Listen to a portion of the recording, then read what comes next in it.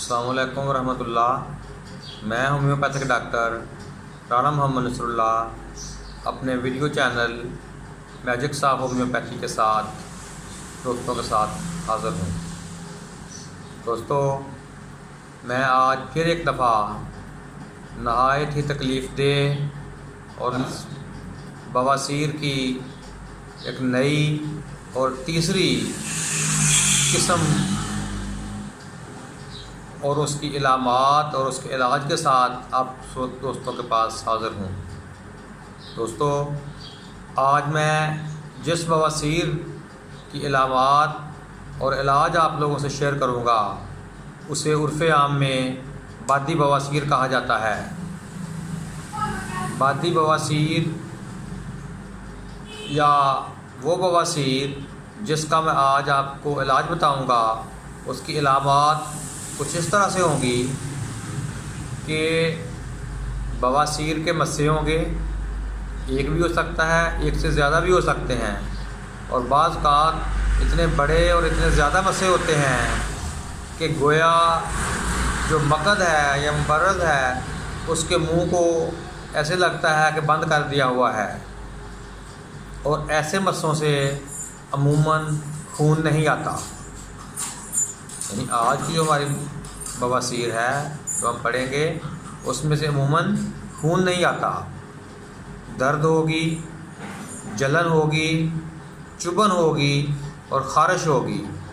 और चुभन इस तरह से होती है गोया के छोटी छोटी लकड़ियों के पीस करके टुकड़े करके मकद और मुबर्रज़ में रखे हुए हैं और वो नहायत तकलीफ़ दे रहे हैं और ख़ारिश पैदा कर रहे हैं और जलन पैदा कर रहे हैं। तो ऐसी सूरत में साथ जो मरीज़ है उसकी छोटी कमर में मुस्तकिल दर्द रहता है, और जब वो मरीज़ उठता है या चलता है तो चलने से उसकी तकलीफ़ यानी वो बढ़ जाती है और दर्द जो है कमर का वो नीचे चूतड़ों में आ जाता है। यानी दर्द कमर से चूतड़ों में भी आता है और बढ़ जाता है, और बवासीर की जो बाकी तकलीफ़ है वो भी बढ़ जाती है।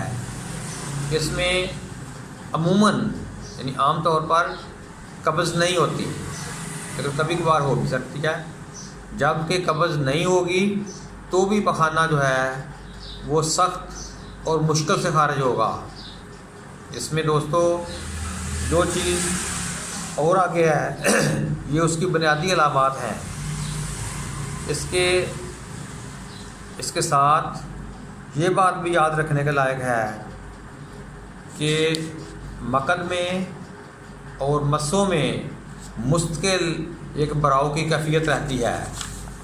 यानी मस्से खून से भरे हुए होंगे, सूजे हुए होंगे, और जैसे भरे होने का दबाव होता है वो भी महसूस होता है, और मकद में भी बराव महसूस होता है।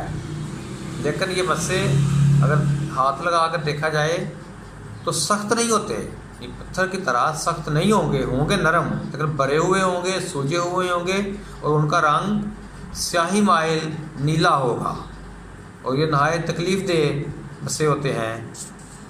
और इनका जो इलाज है वो होम्योपैथिक दवाई एस्कोलस हिप होगा। एस्कोलस हिप को हम आम तौर पर 30 ताकत में दिन में 3 बार इस्तेमाल करेंगे। अगर कुछ अर्सा इस्तेमाल करने के बाद 2 हफ्ते या 3 हफ्ते हम समझें कि इसका फ़ायदा नहीं हुआ, अलामात जो मैंने मखसूस बयान किए वो हैं मगर उसका फ़ायदा महसूस नहीं हुआ, या हुआ है कम हुआ है, या कुछ हो के रुक गया है, तो फिर एस्कोलस हिप को 30 ताकत की बजाय आप 200 ताकत में ले लें, और पहले 2-3 हफ्ते सुबह शाम लें।